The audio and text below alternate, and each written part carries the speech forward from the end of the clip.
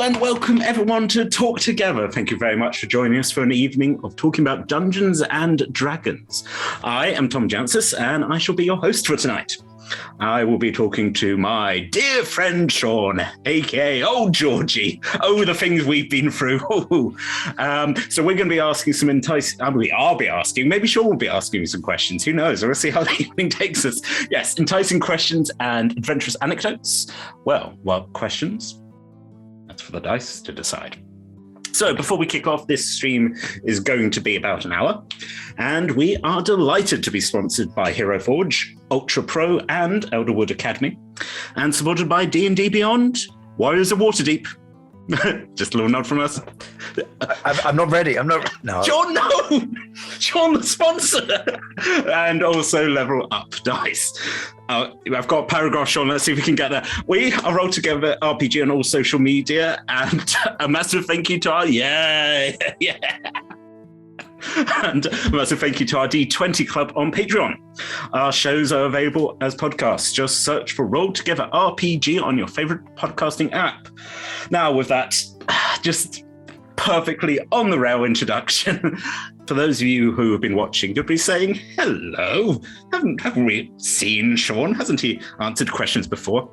Well, Shaun is actually here because he has something new to introduce, something exciting for the channel. Shaun, would you like to tell us a little bit about forging the characters? Yeah. So forging the characters is our new way of kind of creating the Hero Forge character models for campaigns. Which, well, fingers crossed, assuming you like it. If you don't, then, back to the drawing board. But we just thought that, it's no secret that I am a bit of a fan of Hero Forge. Like, pretty much all of my kind of mini making recently has just been in there because it's like, okay, great, I didn't even have to get my paint pot out, I can just do everything. And so, I've been kind of over the last several years, making more and more models in Hero Forge and just kind of learning different tips and tricks and that sort of thing. And we finally got to a point where it was like, why don't I make the models? Okay. So that's exactly what I've done. And it was terrifying because, you when we start out, obviously, we've been doing something similar because G's been drawing the fantastic posters that we have for a lot of our campaigns. And, so when we're playing a character, we fill out, what do they look like? Who are they? All of the stuff that G needs to know. So armed with only that, I had to suddenly come up with these really personal miniatures for people. And I don't know, to varying degrees of success, probably is fair to say. But I think it's come out really well, actually. I've watched the episode. It has compliments to the creator. Before we get more into that, let's watch an introduction to it.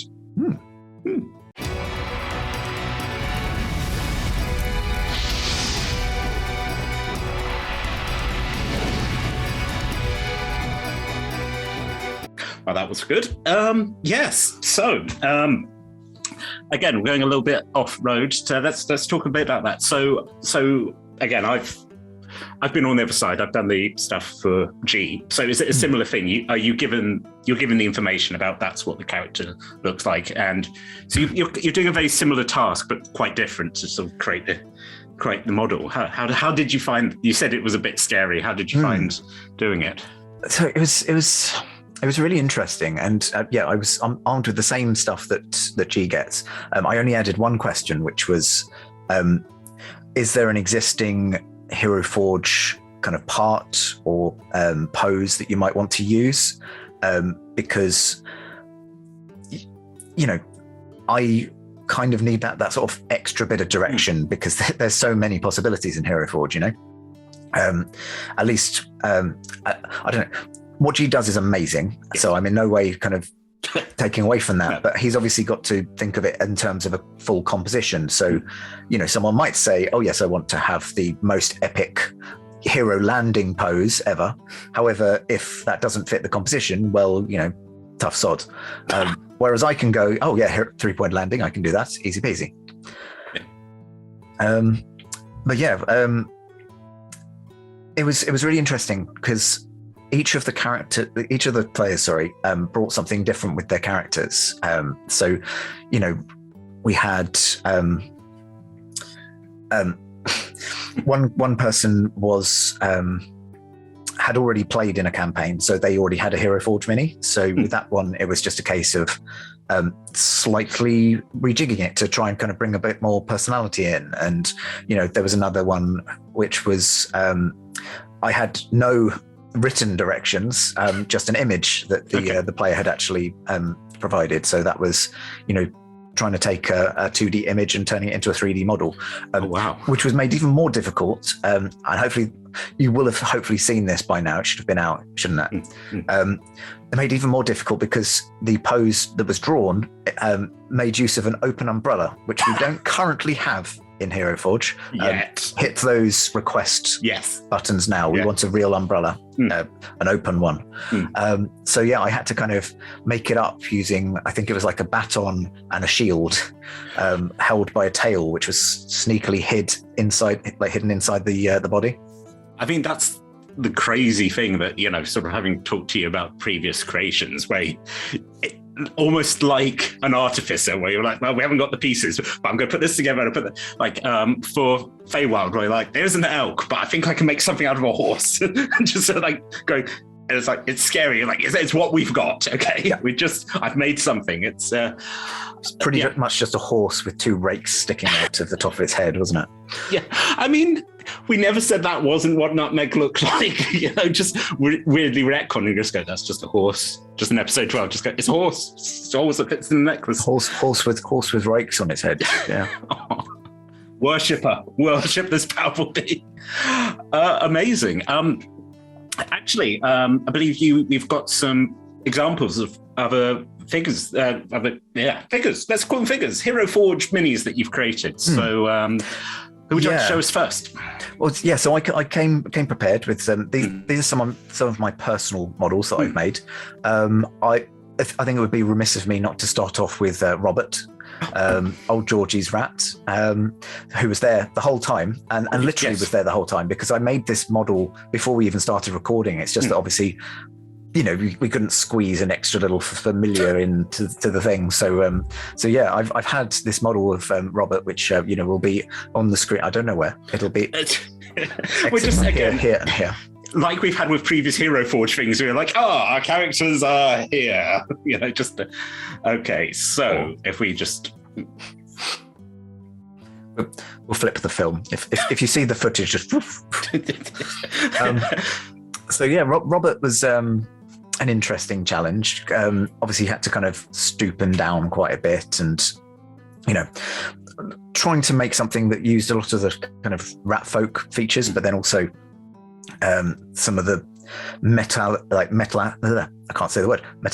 elements. Like I think there's a knight's helmet, and you know, just fitting in different bits and pieces to make it look a bit less humanoid is always a challenge. Again, I'm just looking at it now. I'm like, Shaun, you never told us he was made out of bagpipes.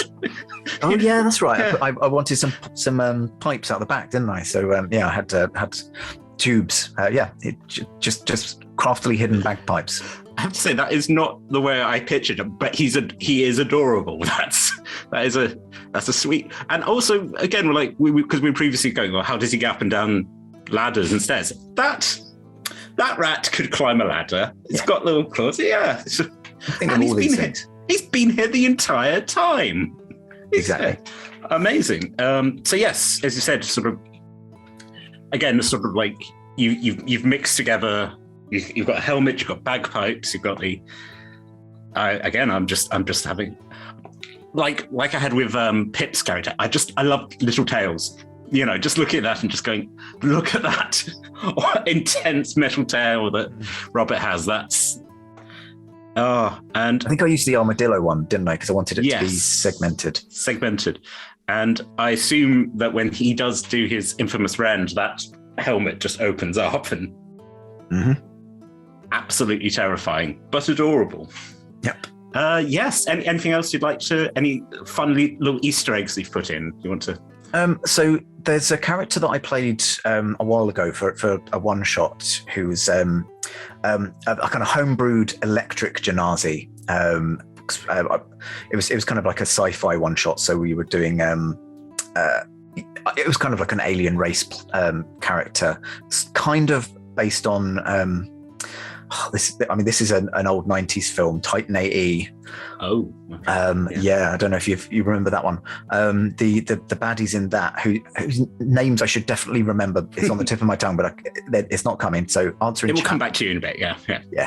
They were all kind of entirely made of energy, and I just loved that idea of just a character who wears this effectively a diving suit, not because he just needs protecting from everything out there, because he is just energy. So what I did is the character uses the giant, I think it's like a sci-fi mace, it's described as, and that's the helmet, which I then coloured in kind of transparent paints so that it would look a little bit glass-like. And then the gun, I think, is like one of the old school Tommy guns, but with kind of additional bits just coming out of it to make it look like it's some sort of internally powered ray gun thing. And he's basically, they're attacking with their own energy through the gun. Is that generally? Wow. They were a warlock, so it was it was Eldritch Blast, but via gun. Out of a gun. Again, this is people who've been watching this know I love these sort of attempts to just go, right, this, to reskin something, and you go, it's Eldritch Blast, but, I think that's, it's like, well, how do you cast your spells? Shoot them. different type of ammunition. That's... And the homebrew was that instead of using charisma, it was using constitution, because it's its own kind of vitality to shoot with. It doesn't matter that I only played him once. It was pretty fun. You could come back, out there, other realm, return, electrocute everyone. Never say no. Don't go in for a hug. Oh, that's so sad. I have never been held. Oh, and then there was one more character that I if I could just sneak them in. Yeah. This is actually a monster based on the Starspawn Mangler from the I'm pretty certain in the player's handbook. I could be wrong. I made this for one of my home campaigns. My players came up against a couple of Starspawn Manglers in House of Thalavar in the Beyond Icespire packs. And I just decided I needed something suitably gribbly. So this is actually taking advantage of a glitch. So there's a few glitches which people have saved the links to. So it's still available for you to get these glitches and then make something which is missing a bit, is basically the gist of it. So there's like a no legs glitch. There's a no head glitch. There's a no torso glitch. So it's just the head and the body, and the legs with no body in between. So the Starspawn Mangler is actually using the no head glitch. But I put an eyeball back in. So it's just a floating eyeball, which I then surrounded with horns. So it's got all of these kind of tentacly face with like an eye in the middle, and then just all of the arms. And then the back is made from two demonic wings kind of clipping over each other as well. I just, again, sort of like when I was loading it up, it was kind of like horror, because I was like, here's the thing, and then this eye just loads up, and I'm like, oh no, it's awake. Oh God. Oh yes, but I think that, again, sort of, I think that's the wonderful thing about this kind of, again, the creativity of going, okay, what can we use to, I'm not going to look at him anymore. I fear him. I fear the Mangler. Really, I was about to say beautiful, but I guess that's what happens when you look at a Starspawn too long. Got a strange abyssal beauty to it. Just gently vibrates. That's very, very exciting. So, sort of connected to that, do you make like figurines in real world? Is this something you do, or is it just Hero Forge? It's something that I Well, I would say I have been known to do. I've certainly got a pile of shame, which is waiting for me to get through. I think probably a lot of people can probably relate to this. Since we went into lockdown, I've just not had the energy for it. Like it's just, one of those things that has just, it's always on the periphery of my kind of thinking, I'd love to do that again.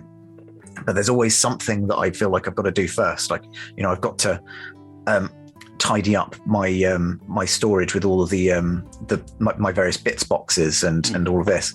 And it means that I'd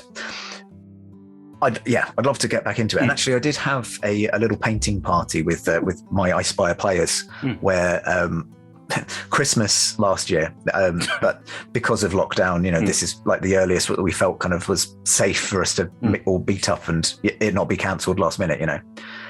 We got together. They all painted the models from their the characters that they play. I painted an NPC from a game that I played in with Emma was DMing a home game, Fire Genasi, called Bernard. Nice.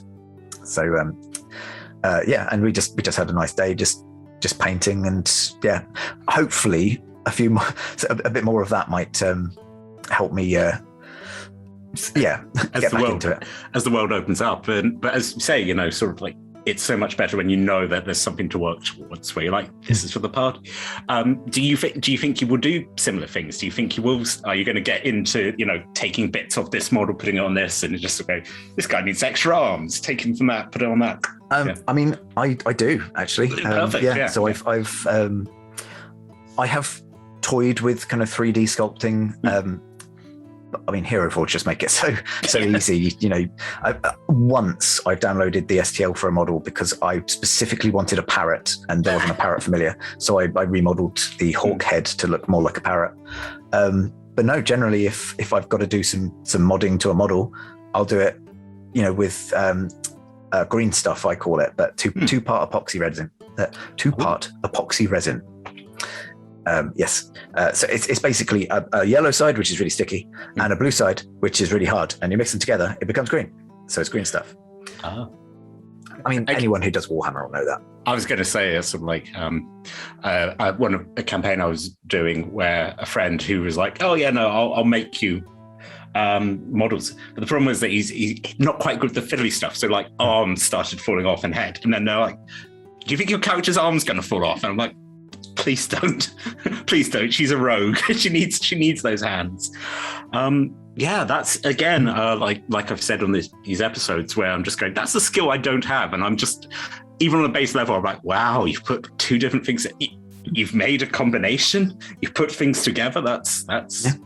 And a little bit of sculpting. I mean, I say a bit of sculpting. Like I'm trying to think back if I've ever done anything more exciting than just gelled two pieces that weren't meant to go together. I did sculpt a squirrel tail on. I don't know if I'm allowed to talk about a particular multi-posable figurine making company, but there's a company that make multi-posing figurines, and one of them is a rat-like race. However, I didn't want a rat, I wanted a squirrel. So I sculpted a little curly squirrel tail. Unfortunately, it's really heavy, so I had to kind of counterbalance it, and you just prod him and you go. He was supposed to be for a character I've not played yet, so if I can come up with the reason to play Thornbury Oak and Squeak, then I will. Again, I think this is the good thing about this series, where people are saying, oh, I'd like to do it. And we're like, right, add it to the chalkboard. We need to get the squirrel. We need to get the squirrel in. Maybe if we do the, if we bring back the, the animal race one shots we've been doing, it's like, and there's a little lovely squirrel having a wonderful time coming to the picnic. I called him a squaven. A squaven? A squaven, yep. Squaven. TM, registered copyright, many things.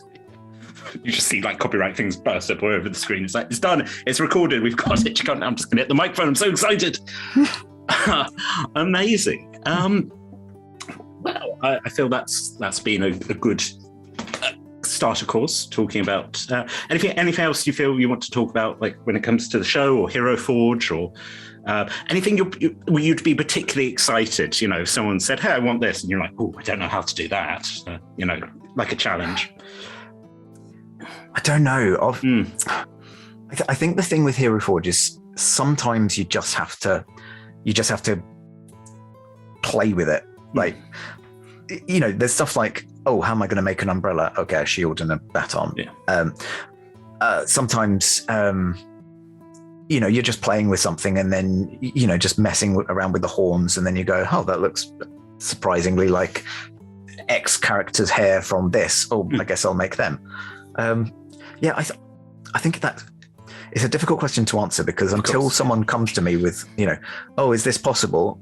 You know, that's the point at which I go, well, we won't know until we try. I also think it's the lovely thing about like getting the updated emails, and they're like, we've added war drums, and you're like, I didn't know I wanted war drums, but now we've added more bottles. You're like, yeah, more bottles, great.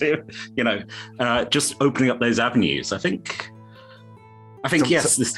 Sometimes it's like, I know I need to make these videos, but also I want to wait till Tuesday. Tuesday is when they release the things. I want to wait till Tuesday so that I can see it.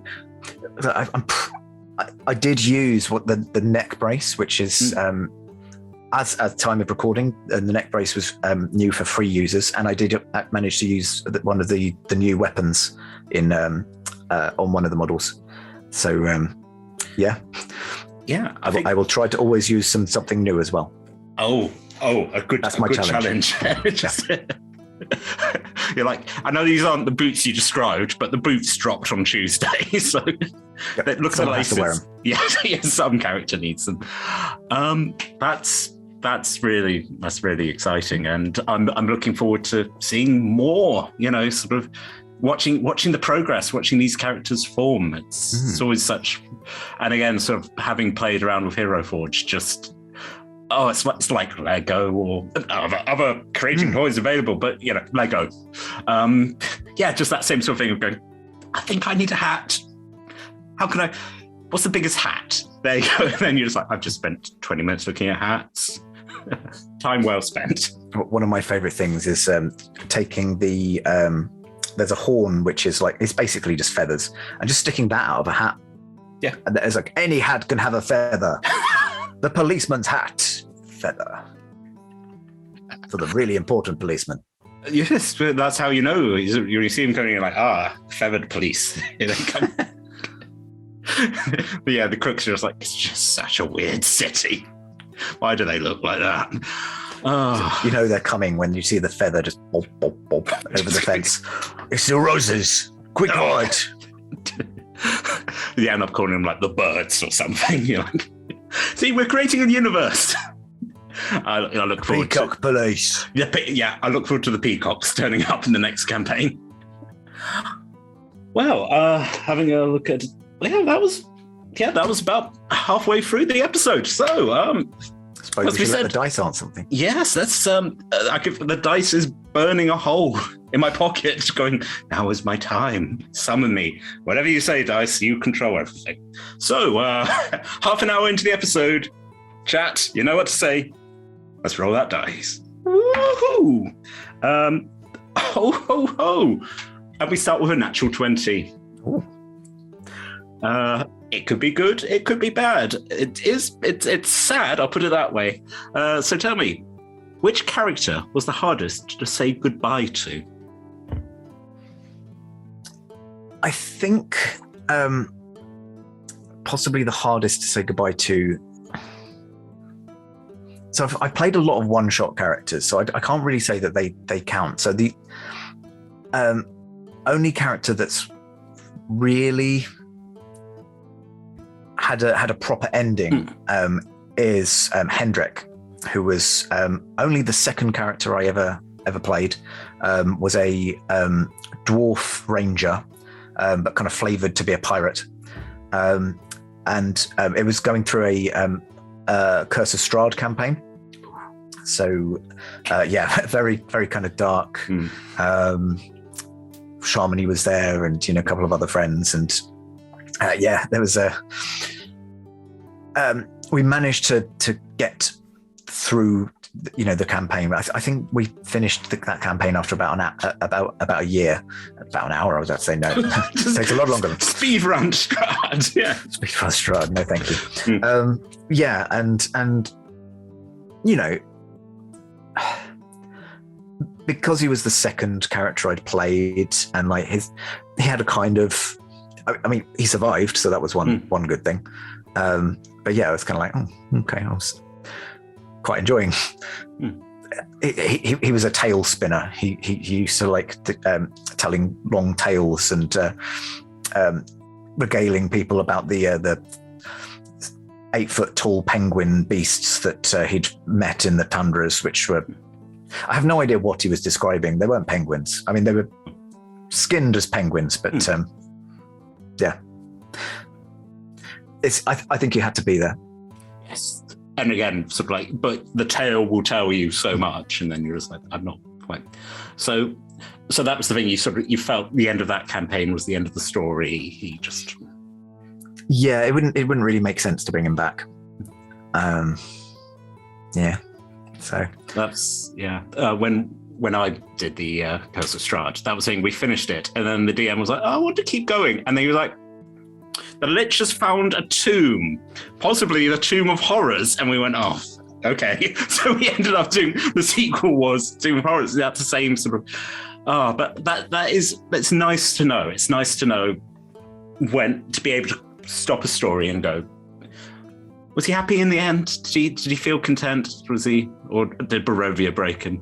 Yeah, I think he was happy enough.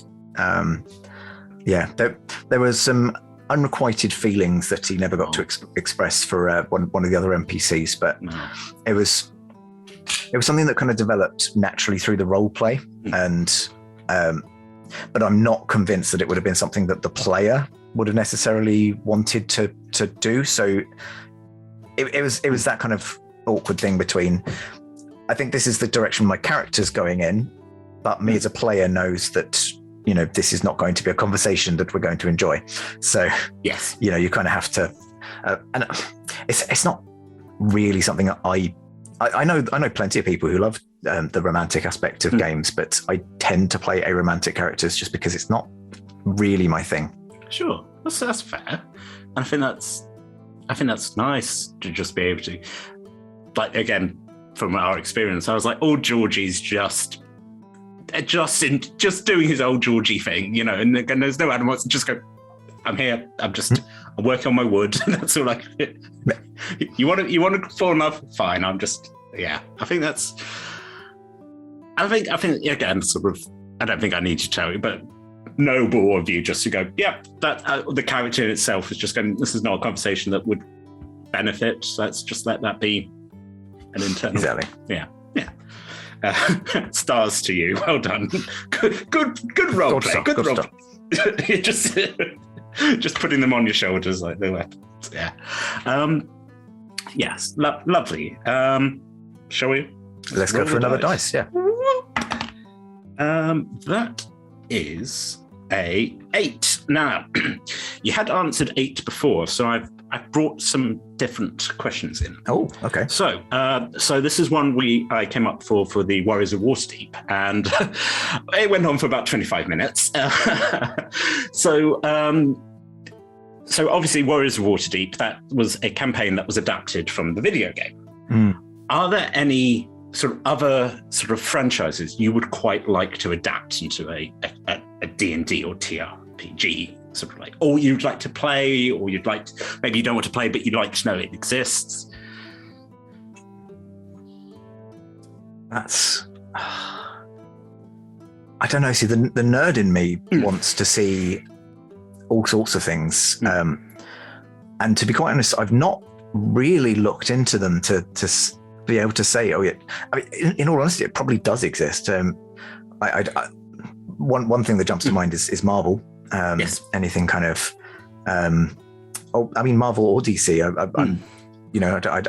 don't sit in one camp. You don't pick a side. Yeah. No, I'm perfectly happy with either of those. But there was a game on.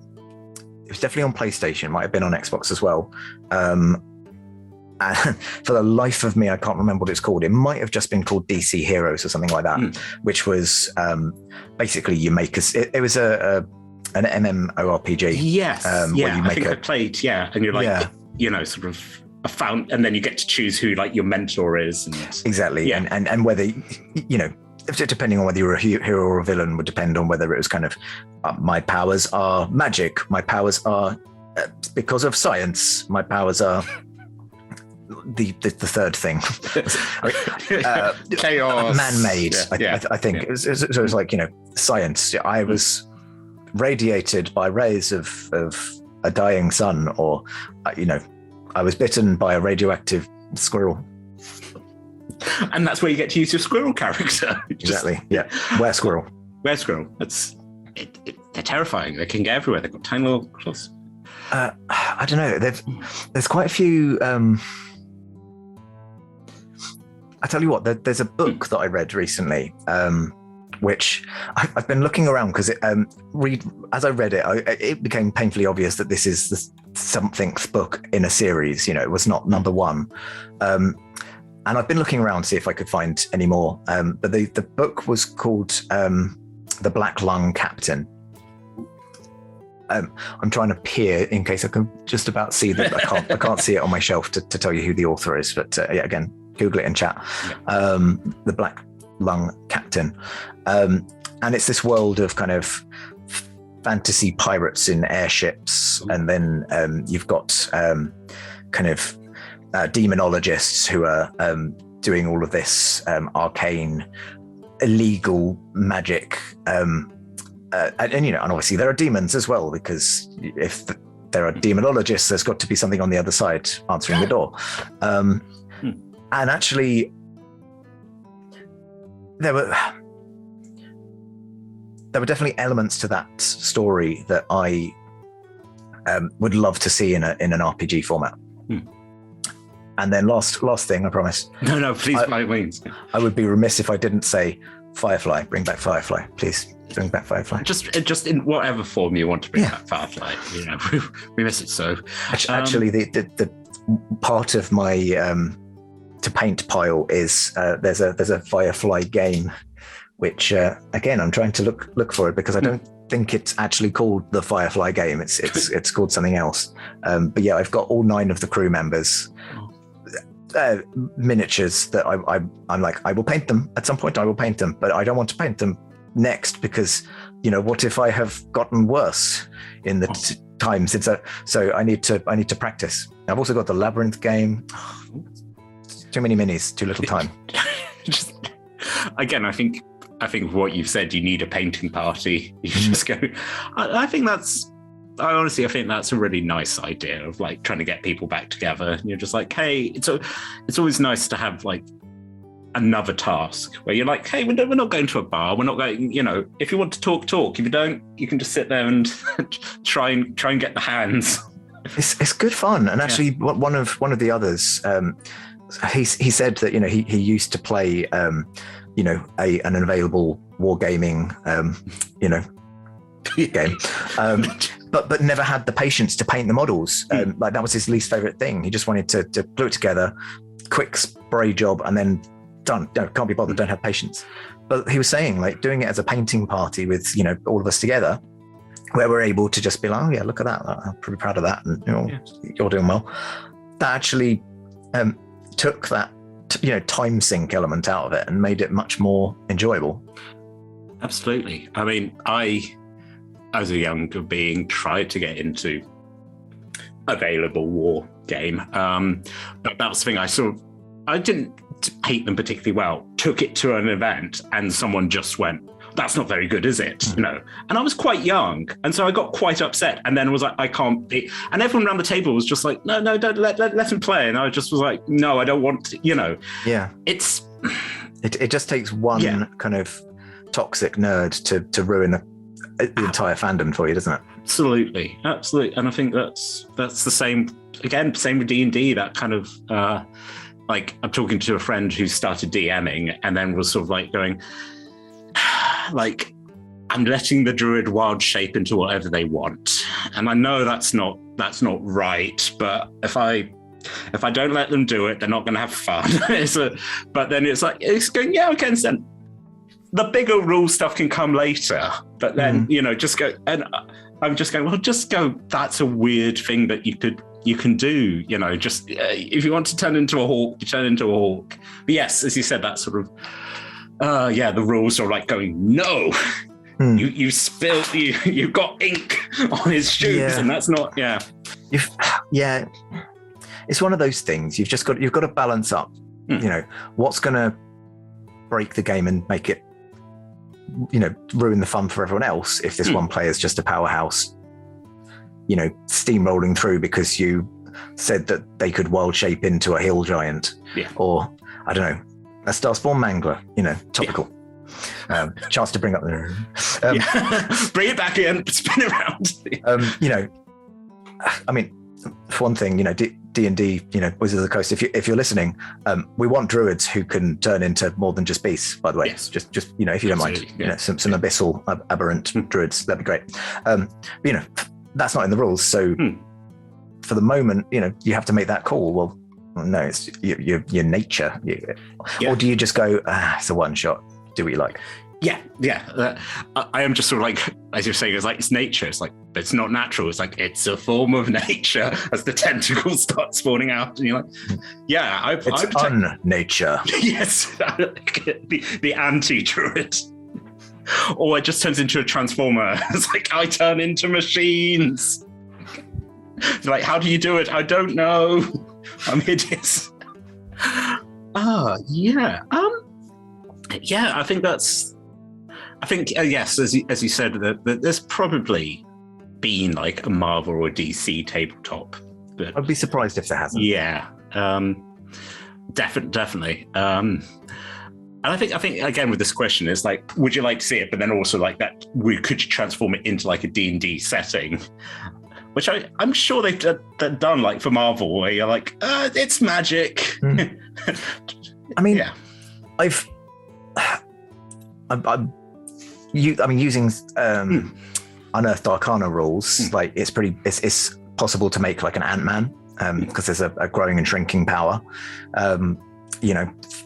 You've got spider climb, so you could do some sort of Spider-Man and maybe flavor flying or levitate to be, web slinging. There's a Cape of the Bat, I'm pretty certain it's called, magic item, which, effectively I'm Batman. I think the only one would just be like level 20 Superman comes in, levels the field. Right, okay, what's next? We were having fun. Yeah, yes. Death Star. Yeah.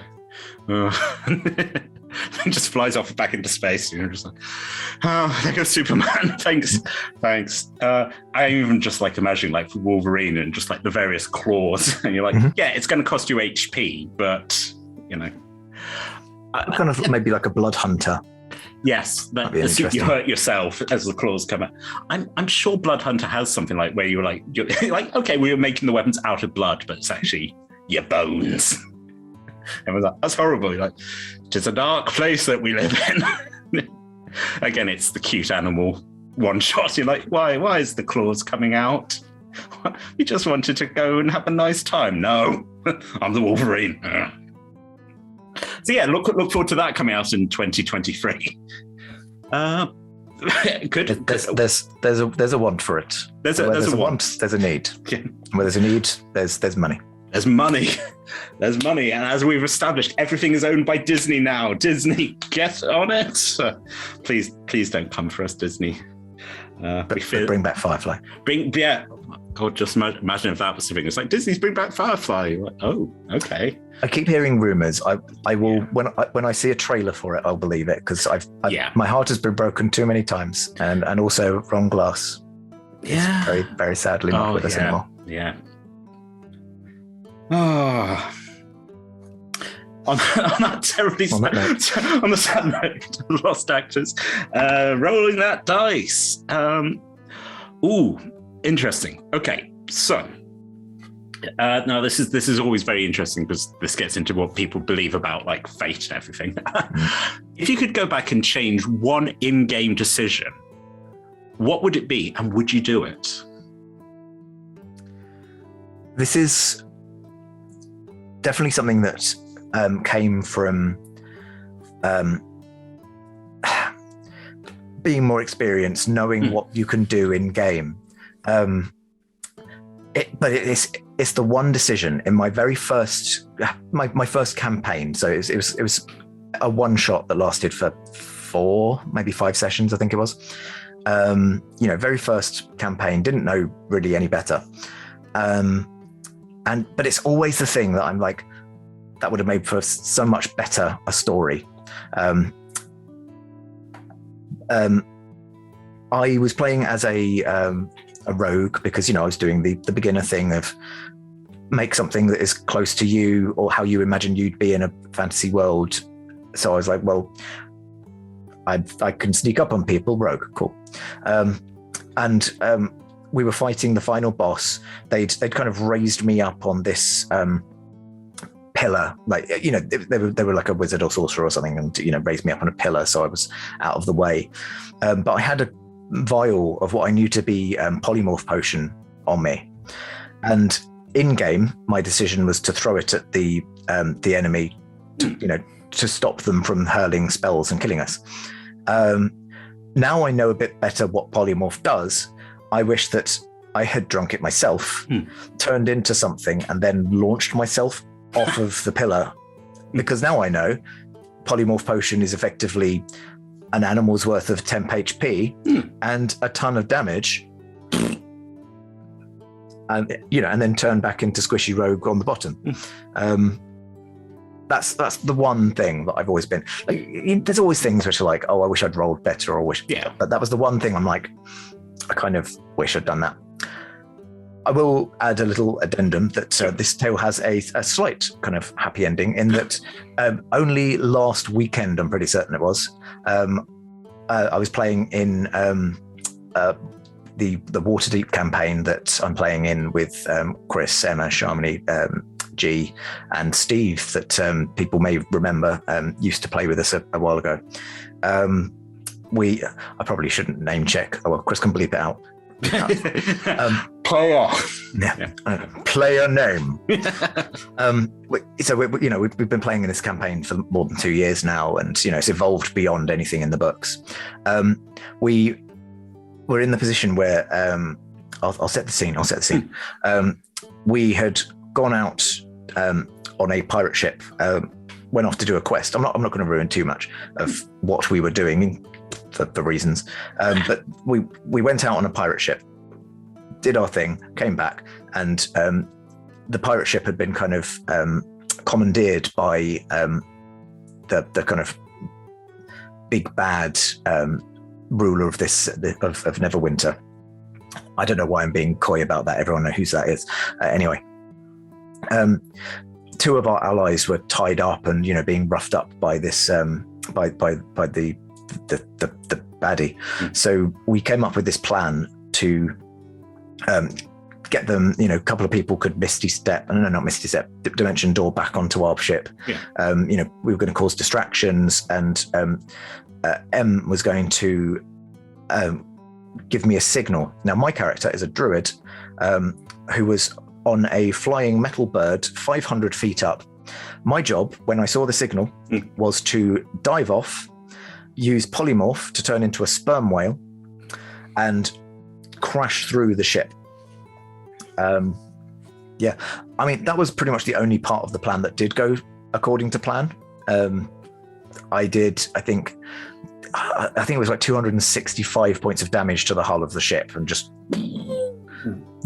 turned back into me, instantly went nope, and used wild shape to then turn into a Quetzalcoatl, I think it was giant tyrannosaur. Druid who can turn into 2 things in 1 round. So you used your polymorph. Yes, I said there's a happy ending. That previous battle, did it turn the baddie into something, or did the potion just splash off them? I'm pretty certain that they did turn into something. This is years ago. I mean, this is when I started playing. It's got to be at least 4, maybe 5 years ago now.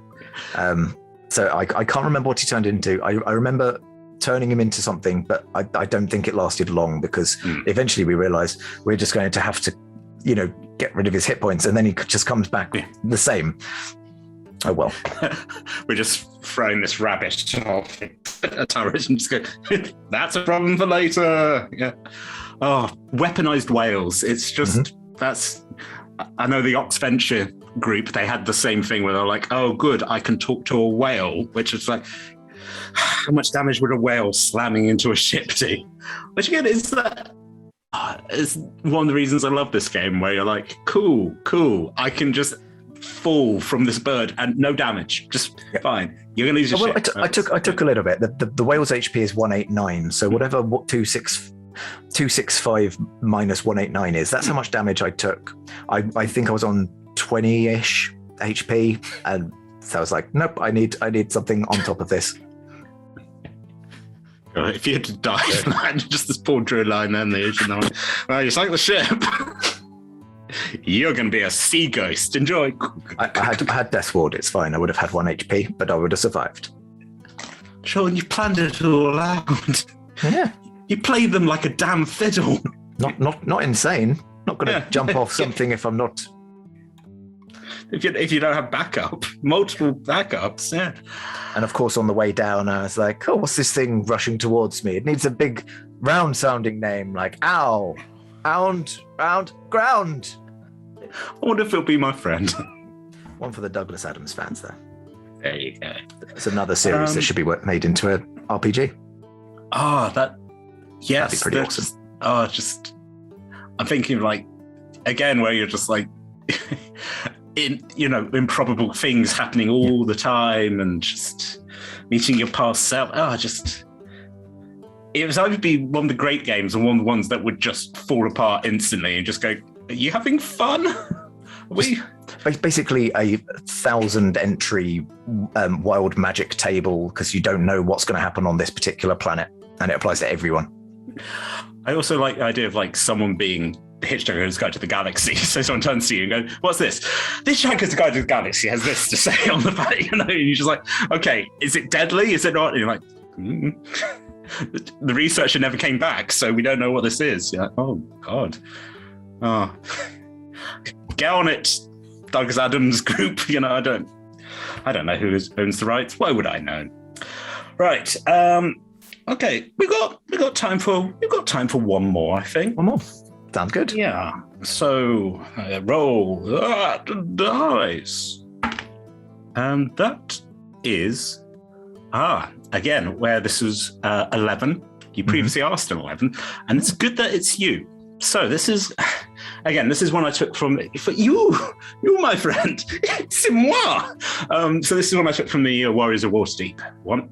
So if we're imagining a game like Warriors of Waterdeep, where you get to put in a character and they get to have their abilities and their cut, what character that you have played would you like to see in a game like Warriors of Waterdeep? And what kind of abilities would you have? Items? Are you going to give them a nice hat with a feather? Who would you like to immortalize in a video game? I think there's really only one answer. I've played him for 16 episodes, on streams now. I would have to add old Georgie to the Warriors of Waterdeep if I was able to add anyone. I mean, let's look at the pros.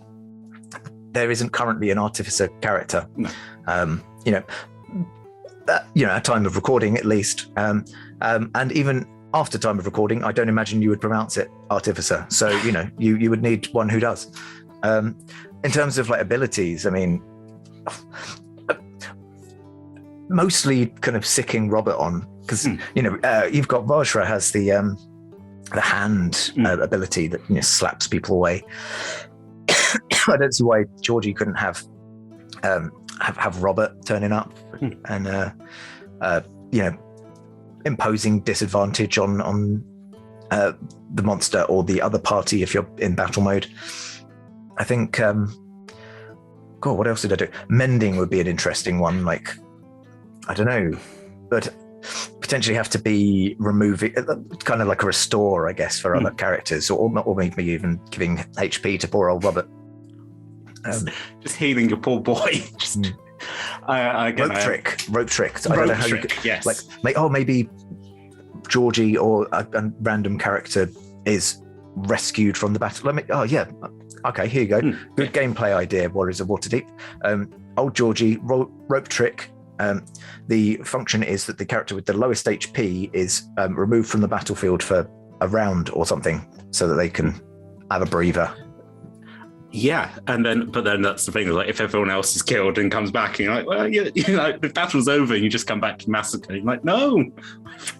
This is what you've got to have some downsides to the abilities as well. It can't all be powerhouses like Coriolis. Oh no, yes. Keep coming up against Coriolis. Yeah. God, that random ability. The amount of times that it's just like Fury. What? But they've already got 3 hits. I'm just trying to use the characters to have like multi-attacks. So I'm like, I can get through this like Nolan, just like slash, like keep going, take these people. I think the more you play it and you're more like, I think I've got a strategy. I think I know what I'm doing. It's about Calliope. Turn their most powerful character against them. Strategy. I am just picturing like Robert like going in a line, just like run. A bit like Pac-Man. That's what the mending ability can be. It turns all of the other characters blue, and then they start running away from Robert. Like an ultimate attack. Like again, if it was like in a Smash Bros or something, that's like your ultimate attack. I just ran. Wow. Hey-o! Just smashing them out of the way. Oh, good, sweet Robert. I'm glad he survived. And another chance to bring the spinning Robert mini in. Yes. Now I've just got to mention Tesla again, and we come full circle. Do you know who else was interesting? Tesla. You mentioned the Starspawn already, so just whoever's editing this, let's just bring in a random character now. Hey, we never talked about this one, did we? Conan the Librarian. Yep, available in the APR, which I talk about that in Forging the Characters. The APR is this library of poses that you can use on Facebook if you join the Hero Forge Creators group. Where people have just come. This was a really fiddly pose to do. By giving you the link, you don't have to do it. It's actually one I submitted myself. Conan the Librarian, with multiple hands holding books in what appears to be a snack. Okay. Again, we don't have to get a spinning one for that one. No, it's right at the end. We're just flashing up. Check it out. Check it out. Yeah. Well, I think that as we are coming to an end, unless you really feel like you want to fit one in quickly, how do you feel? Do you feel brave? You're tempting me. Okay, quick answer. Very, very nice. Okay, perfect. Number 2. What spell or ability would you want to have in real life? Something from the game. God, now you're this is one that should have we should have given more time to this, yeah.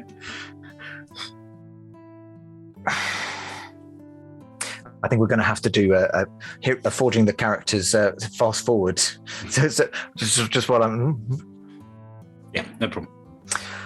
I'm trying to think what my kind of go-to spell is that I often use. I don't know why I'm doing this myself. Let's get my spell book out. Yeah, by all means. Oh no, it's still Warriors of Waterdeep. Oh no, I've lost the battle. My trophy points. I would not do such a thing. So be so rude as to, just try and play a game during doing another game. Definitely haven't done that as old Georgie. No. Absolutely not. No. I don't know. See, I'm just on the cantrips, and part of me is like, would you want to spend it on a cantrip? I mean, I could do it as much as I want. That's true. I think there's like sort of previous times of asked this where we're like, there's levels like prestidigitation, a daily thing, we don't never need to clean, and then going, spider climb. Don't know when I'd use it, but by God, when I do use it, what a surprise for everyone.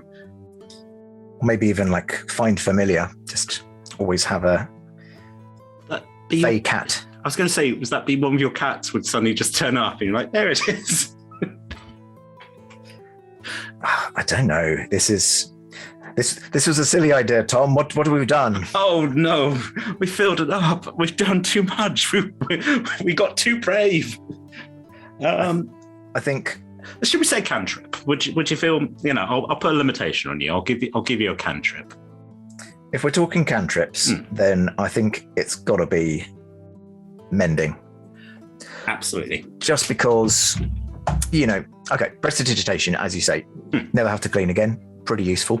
Wouldn't have to break me back at the doing the washing up. But actually, the amount of times that I'm like, I'd use it on my models. That's what I do. Like the amount of times you just carve a little bit too finely into some detail, and you're like, oh, I wish I had an undo button for life. Mending is your undo button for life. Except it probably wouldn't work like that. It'd probably work like books, wouldn't it? Yeah.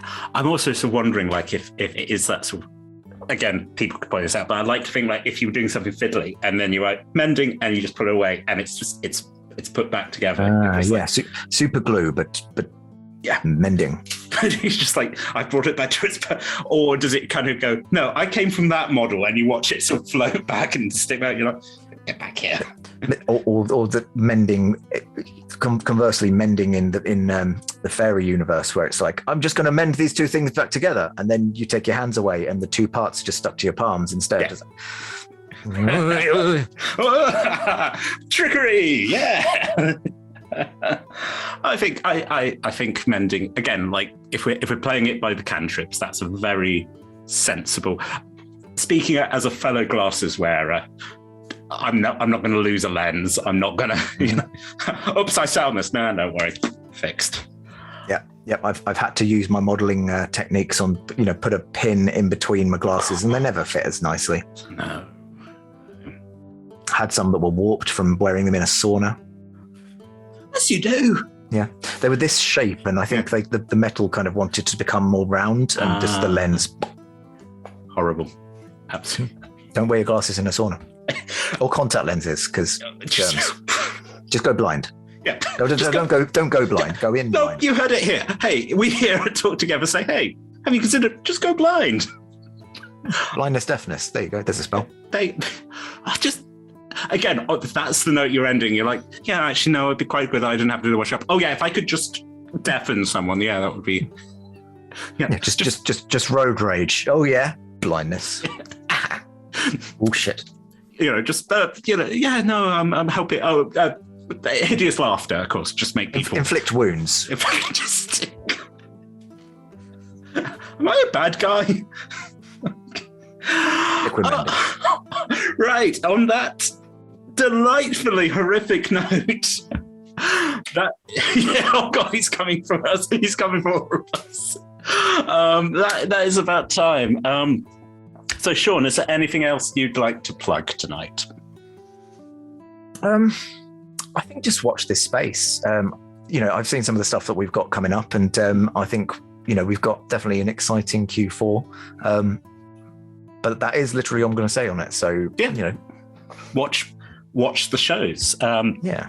So yes, speaking of, so this chat show streams every Saturday, 6 p.m. to 7 p.m. GMT, and we stream D&D games on Monday and Tuesday. So Monday at 6 p.m. to 9 p.m. that is Niall's new campaign. I can never remember the full title because Niall just decides to throw words in. The Eternal Army. Yeah. It's the coming Escape from Carceri was the one we did before, and now the sequel, and an Army of Eternity is coming. Everyone's going to have a great time. It's wonderful. The world is fine.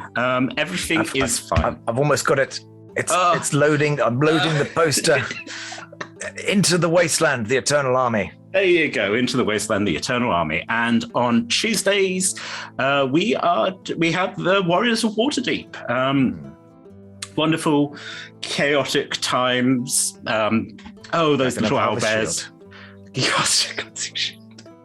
And let's hope that gems get cast again, so we may all get gems for our games. That's up to 120. Ooh. all we want. We just want gems. That's why we're here. Speaking of, all our shows are streamed at twitch.tv/RollTogetherRPG, and there's a YouTube link in chat. And do not forget, you can also enjoy it as a podcast. Finally, many thanks to our D20 Club here on Patreon, all the sponsors and supporters. And like I've stolen everything, I will steal from David. Hey, stay classy at the table. Bye.